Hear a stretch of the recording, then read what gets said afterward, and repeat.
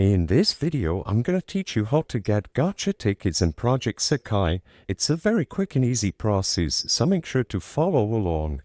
If I head over to the gacha option over here and I select the last available banner at the left side of the screen, as you can see, to pull on this banner, it requires a specific gacha ticket. As you can see, use 3 stars or higher guaranteed ticket to pull from this banner.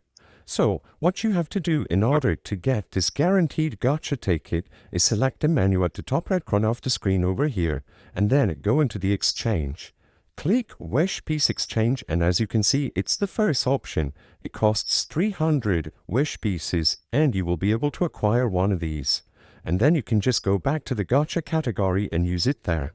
There are other ways that you can get gacha tickets. For example, if you go over to the gift box, you might be able to find a voucher here and there. As you can see, I have one that was a gift. Since this is a new account, you might have spent all of the tickets available here, and besides acquiring tickets from here or from the exchange, there is no other main way of acquiring these guaranteed gacha tickets. So make sure you save up enough wish pieces to buy these guaranteed gacha tickets.